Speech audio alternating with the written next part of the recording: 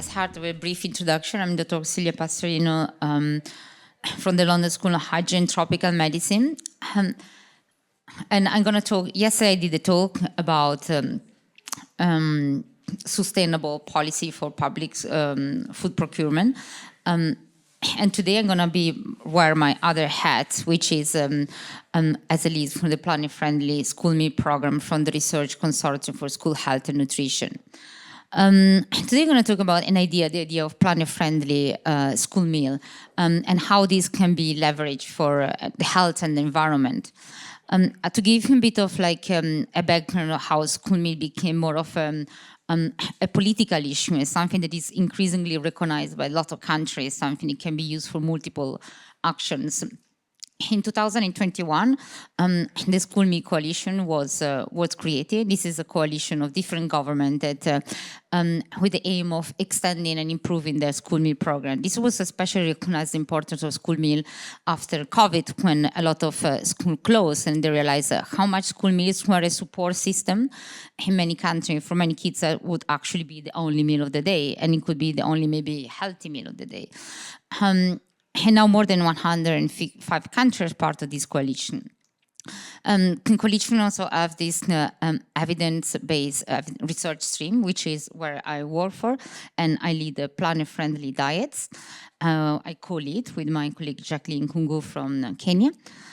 And in 2023, the coalition, they asked the evidence-based program to write a report on how these school meal programs could be also sustainable. How can we embed climate friendliness in the school meal programs? And we decided to write this report, which I led with really more than 85 organizations worldwide, to make it really include many voices and understand what were the issues and what were the solutions around the world. So to make it like really a really true collaboration. What it came out, first, we need to understand why school meals are why could be a good solution. And they are because first they represent a big chunk of the public spending for public food. And there are more than 420 million children now are reached every day at schools. And all the spending is made by the government. So changes can be made at large and more they are at the level of governments, really. And when writing this report, we came up with what we consider like the planet-friendly school meal framework, where we identify, well, obviously on the left, you see all the challenges on the school meal, how the food systems, and on the inside, you see what could be the two main streams of policy that could leverage within school meals. And we identify two ways to do it. One is where you can affect school meals within the schools by changing menus, ensuring clean cooking, reducing waste, and most importantly, embedded education in the system. And the other is to leverage the power of procurement. So how can we link this program to, for example, sustainable farming, equity suppliers, homegrown school feeding, which is how to make to include smallholder farmers and families. So this, to recap, the two streams are basically, one is really look at the health of the children and how we can bet sustainable nutrition for children. And how the school meals have a huge return on investment. So when you invest in the school meal, you're not just investing in a plate of food. You actually invest in something that has a huge return in terms of more children learn more, they learn better, they have less disease. Also, you build the human capital. There actually was one of the few studies from Sweden. They show that when you give free school meal to all children, these cohorts grow up and they are better educated, more success in life. So it's something that is kind of very important for many reasons. But to make this school meal not only nutrition, but to make them also planet friendly, it's important, for example, to recognize that what you give to children it needs to be, of course, nutrition, but also diverse. How to ensure that they eat a very diverse diet, not only the different kind of food, but also how can it be agro-biodiverse, how can you link to the land and discover things that maybe we don't eat so much anymore. And also, like, they could be linked to climate resilience. And importantly, to be culturally relevant, and of course to be mostly plant-based, as we had seen yesterday. And also, in some part of the world, clean cooking is still not a reality. In many countries, in low-income countries, especially in Africa, more than 2 million people lack access to clean cooking, to clean. 3 minutes are great, clean, safe, healthy cooking. With obviously consequence for deforestation, health, and climate, also preventing food loss and waste, which food waste is still 1/3 of the whole of this. 1/3 of food is still wasted. And finally, having action-oriented food educations. So that's really what we want to, what we're aiming here is to have the indirect benefit of school meal. How can you make sure that they learn at this stage new practice, new dietary habit, but also new values, but also we need to think about what are actual skills that they can learn. Like, can they really know where the food comes from? Do they really know how to grow something, how to cook? Can this be linked to what they eat at school? And the moment this is very fragmented, no wonder we don't really know where the food comes from. Nothing of this is taught at school. There is no interest in these practical skills. And the second stream is really how do we link this to demand driven? It's to procurement. So when you build it in the procurement system, you can demand food to be from a certain place, grown a certain way, to a certain amount of food. So this can be actually built at the government level, like in Brazil, that they say they require all school meal to have all food to be 30% from family farms. It could be also the city level. Sweden, Denmark demand that the food is like organic, a certain percentage, and Seoul is eco-friendly distribution center. So there are different examples how this can be built in the systems. And of this also mean like you have to source from sustainable farming from certain, ideally include environmental targets in the rules, procurement from smallholder farming, and actually ensure innovative finances. Probably don't. How much do I have? 1 minute. I mean, I'm just gonna get this very complicated. So, these are some modeling that we include in the report, was led by Marcus Springman.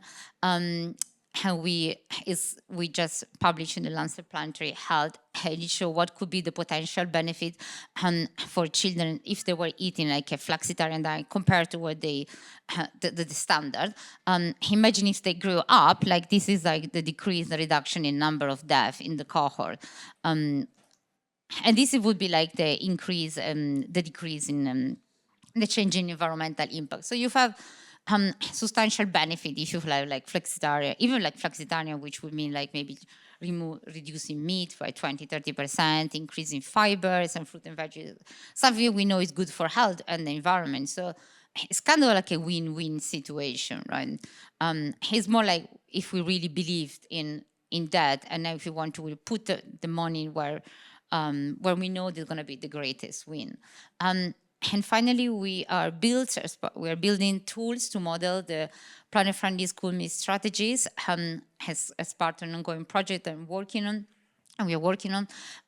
One is going to be a diet impact assessment tool, which is like cooperate with UCL and Marcus Bingham. And one is the clean cooking modeling tool, cooperate with modern energy cooking solution. And we also work with the Alliance Biodiversity and Chat and SciET on using their agrobiodiversity index for schools and how to integrate agrobiodiverse and diverse food into schools. And also how do you link with the school meal planner, how do you link this food provisional from school to smallholder farmers and homegrown school food.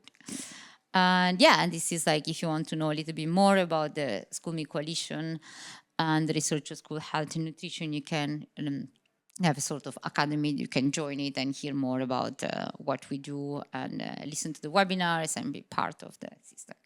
Okay, thanks.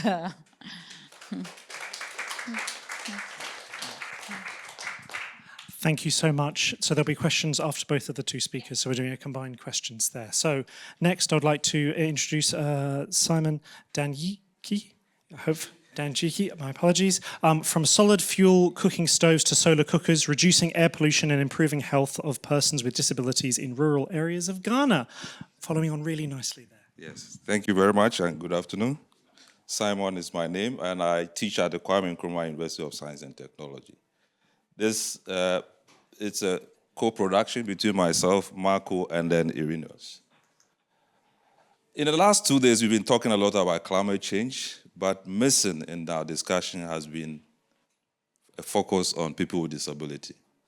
And we want to look at how we can situate people with disability in the debate of climate change, energy transition, and then, energy transition. So contextually, over 2.6 billion people in the world rely on solid fuel, and this has impact on their health. In Ghana, about 39% of the population relies on biomass. And people with disability are affected disproportionately from this indoor air pollution, particularly because some of them are not mobile enough, and so they have to stay in their rooms and then inhale these toxic gases. Again, in terms of statistics, about 8% of the people in Ghana are disabled. That constitutes about 2.1 million. And there are more women who are disabled than men, and there are more disabled people in rural areas than in urban areas. Therefore, the continual use of solid fuels also leads to deforestation and increases greenhouse gas emissions. It's also not in doubt that persons with disability are disproportionately vulnerable to the onslaught of climate change. The study we are proposing is to be situated in Ghana's savannah, that is this area, which is about 1/3 of the country, and that is where we see a lot of ecological difficulties and also socioeconomic difficulties. The savannah is semi-arid, and this is a typical picture of the environment. This was taken in April, dry, dusty, and windy. And it has two rainy seasons. The rainy season, there are two seasons, the rainy season and the dry season. Rainfall is not very high, maybe between 800 and 1,001, but very erratic. And the average temperatures range between 27 degrees and 38 degrees. Between 1960 and 2010, we have seen an average increase in temperature of 1.1 degrees. So clearly something has happened in that environment when it comes to climate change. Also, there's evidence of climate variability in that environment. What is the solar potential in this environment? Because Ghana is very close, in fact, we're on the equator, we have about 12 hours of sunlight, and this can translate into cooking about 4 meals a day and boiling up to 9 liters of water. So there's some potential in that area. I have been doing some work in that environment and some preliminary findings. I have noticed that households with persons with disabilities tend to have lower income levels. And many homes lack ventilation. In fact, the architecture, the built environment is also a factor. And this compounds their health risks of indoor pollution. In terms of education, many have no access to formal education, and this has impact on their livelihoods. And the barriers range from distance to school, stigma, and lack of conducive environment for learning. When it comes to employment, most of them are employed in the non-formal sector or informal sector, and their employments are tied to farming and petty trade largely. And that reduces their capacity to source clean energy and also healthcare access. So what are we seeking to do? Our idea is to use energy transition to reduce air pollution, improve air quality and health outcomes, derive climate co-benefits from it, that is reduction of CO2 emissions, and reduce poverty and improve the well-being of persons with disability. So it's like we are using one stone to kill 4 birds, as sometimes is said. What are we seeking to achieve?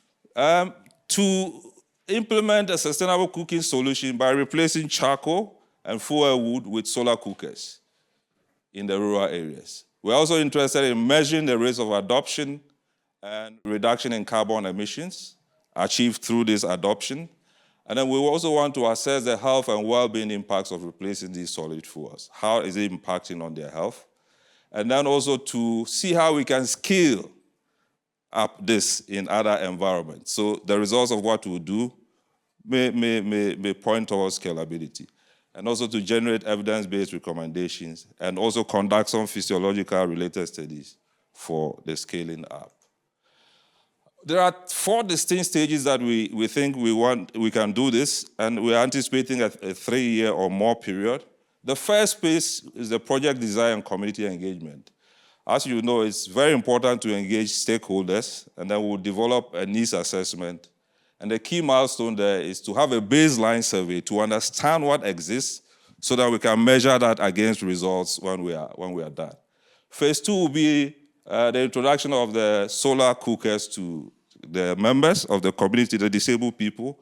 And here we are targeting 500 disabled people as control and also another 500 as treatment.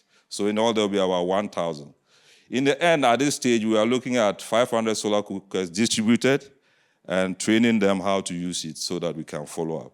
The third phase will be continuous monitoring and collecting of data to measure PM 2.5, PM 10, carbon monoxides, and total greenhouse emissions, and also to measure health and well-being assessments as it relates to lung function, usability, and satisfaction surveys.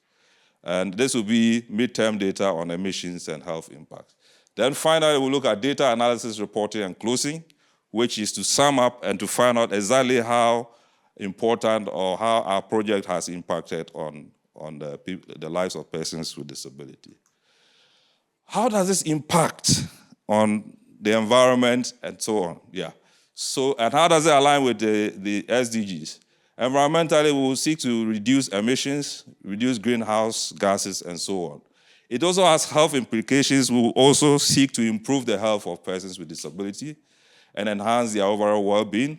Other social impacts will be improved real income and increase awareness on renewable energy technologies. Currently, there's an ongoing collaboration between myself and my colleagues at the University of Hull in the area of climate change. We have a second review on an article to the Journal of Public Health by the Royal Society of Public Health, hoping that soon it will be published. I'm collaborating with my colleagues to supervise 2 MSc students on climate change and health, and they are doing systematic review on climate change and food insecurity, another on climate change and induced migration in sub-Saharan Africa. And these handsome gentlemen are the partners I'm talking about. Pedro and Irenaeus have been with me for, I think, the last 2 years. Yeah, so in conclusion, it's obvious that persons with disability are affected by the onslaught of climate change. Therefore, if we are changing from, or we are transitioning from biomass to solar, we are not just shifting technologically, but also committing ourselves to improving public health and reduce healthcare, contribute to climate mitigation and adaptation, reduce environmental degradation, and empower persons with disabilities to have a more healthier and independent life. Thank you very much for your attention.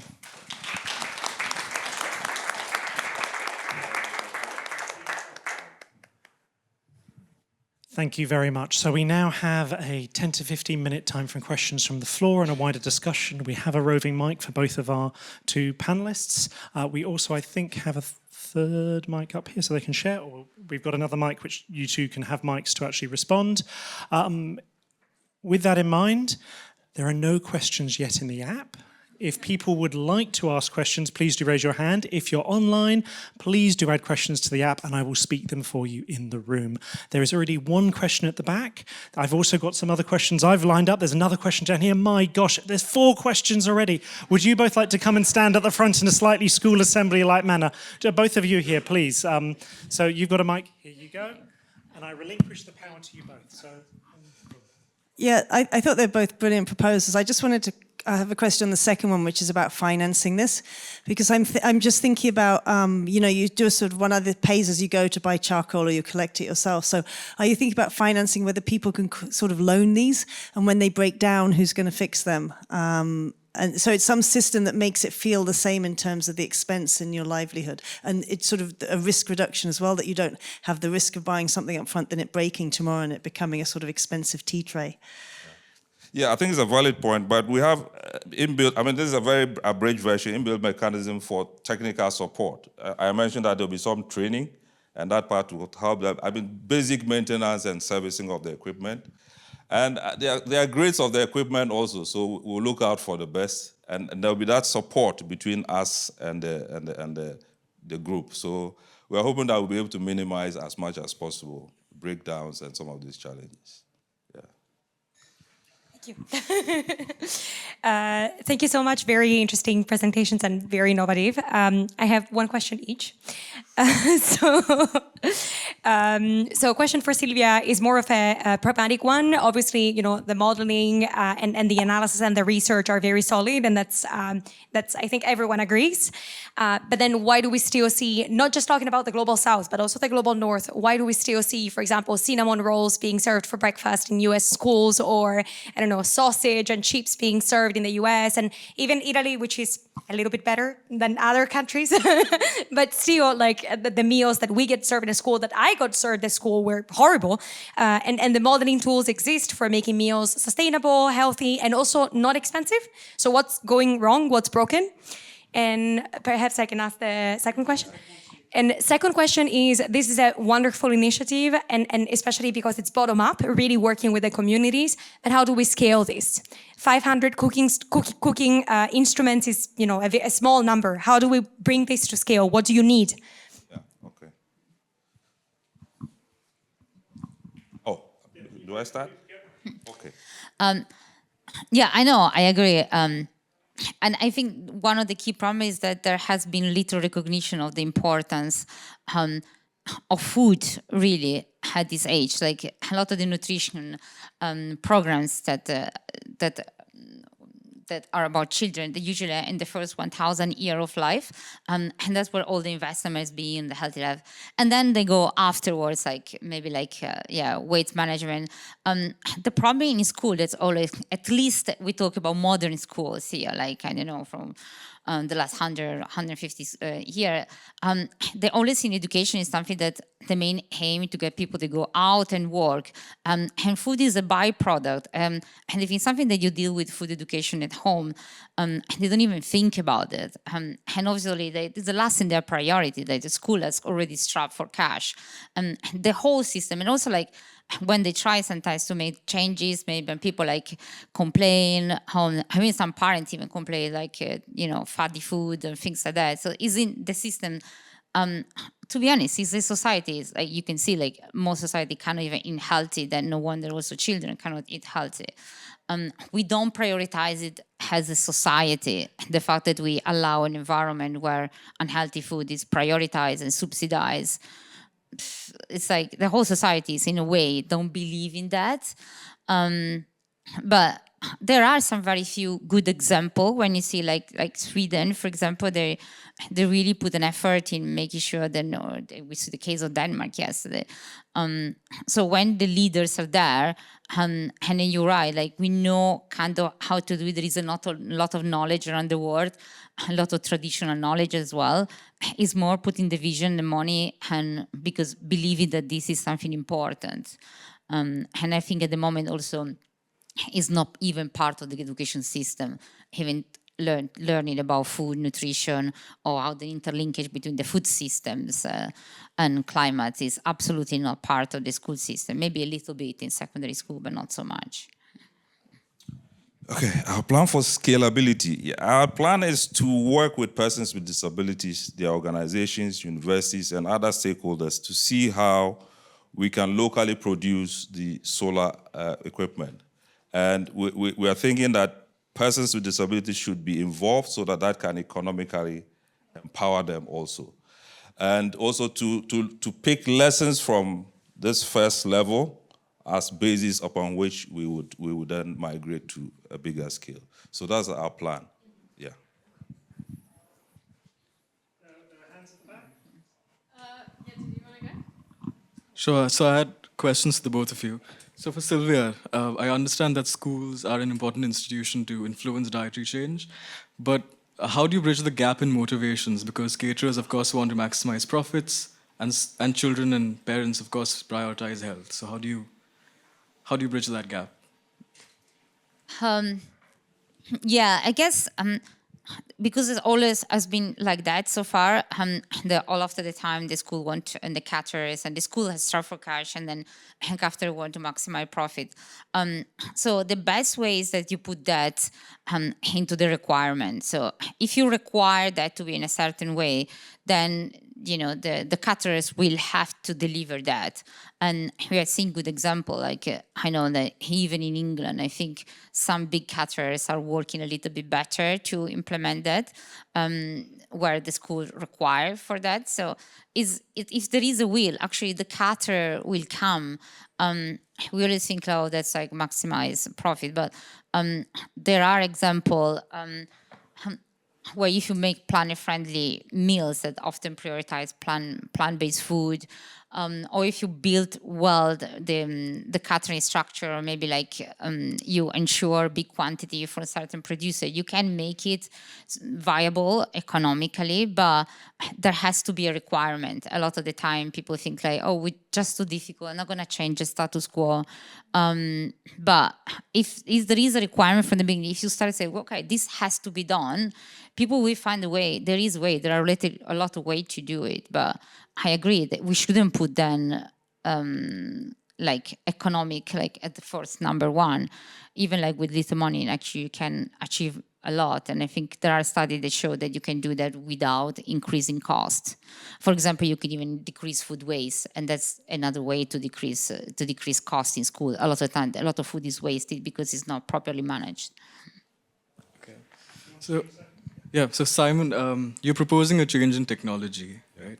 And just as an anecdote, my colleagues from the energy group have proposed something similar, but with induction stoves. And there's been some sort of resistance towards changing that kind of behavior because, say, South Asians are used to using gas because they want to make their flatbreads, right? So are you expecting any sort of resistance to what you're proposing?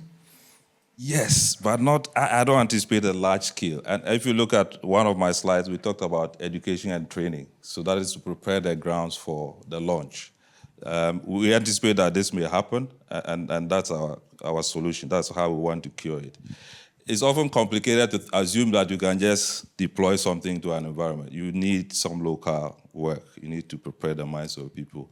And that's why we propose the training and community activities to ensure that they buy in. And that's how we believe that we can sustain the monitoring for as long as we will be there. Yeah. So the problem will be there, but we have a cure. I hope it works anyway. Yeah. Sure. Yeah, thanks for very interesting presentations. I feel like all the questions have been around the school meals have been, well, what about this barrier? What about this barrier? And I was just curious about another. So in terms of the policy buy-in, it seems that a challenge, as many of the things that we're proposing at the planetary health political space, is that you invest now and then you see the returns later. So these children grow up and have much better outcomes in like 10 governments' time or something like this, right? And you make an investment now. So obviously, if you have a bottom-up led, parents are pushing for this, school communities are pushing for this, you can maybe get change. But I was just wondering where it's worked. So you mentioned in Brazil, for instance, 30% of the food in schools has to come from local farmers. Why did that happen? Like, what were the mechanisms of change in examples that have worked? I don't know all the details about the Brazilian school meal, but the idea there was that they wanted to facilitate access to the smallholder farmers and indigenous communities that often were cut out. They were much poorer. So the idea was that for them to find the market for their product, by linking to school meal, they would have a safe market. So the market was always there. So the main reason was to increase the livelihood of the family farms. so the idea wasn't necessary to improve the diet of the children. So there were an economic interest there. And I think maybe if we look from that point of view, as you say, maybe if we include bottom up, like if we look at who supply this meal, for example, how can we link people who want to do like organic farming, or I want to grow different food, fruit and vegetables, how to ensure, for example, maybe like that's one of the ways, like to make this, to link the school meal to some kind of economic viability, some economic outcome that often has a bigger buy-in politically, because as you say, a lot of the time when you think about school, everybody cares about what are the grades, how are they achieving, and don't think about the disease, right? I mean, there's a lot of talk about obesity, right? But often they see like a responsibility from the parents, not the school. And then you see like they talk about like there is obviously a nutrition stream and health stream in school, but it's not linked to what is actually happening in the school.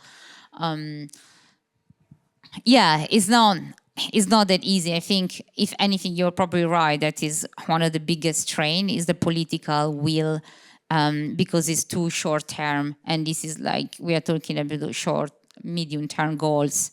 Also, there are a lot of there is growing recognition that actually what they eat now is actually have an effect on the learning. Children, they eat better at school, they learn better, they're better behaved. There is a lot of the studies are in maybe like middle to low middle income countries where sometimes they might not eat, so maybe that is the control is not eating, and I say by giving food they achieve better grades. So we know that it has an actual immediate benefit. So maybe like by accumulating this knowledge, this like evidence, look, this actually not only because they're gonna form good habit, it's also because it helped them to learn better, to have better health, have more energy. So maybe that's one way to give the message potentially to the, yeah, you're right, maybe like somehow we need to bring it to maybe shorter term to convince the people. Thank you. I'm going to try and squeeze one more question for both of you. Sue, if you want to run. Sue, you've got 30 seconds, then you've probably got 30 seconds each. So Thank you both so much. What insightful presentations. Given it's an innovation think tank, what would be, and given your vast experience in this field of sustainable nutrition, what would be the one thing that you would put above everything else? This is really hard. I think like educating children, but also like give them real life education skills, also where they will come up with the solution, give children skills, show them how to grow food, cook food, they will eat it, they will want it, they will tell you how to, they will bring that knowledge to the parents, they will change the community. Thank you. And I'll go for one word: dignity, human dignity. human dignity. Yes, giving people dignity. That's wonderful. Yeah. Thank you.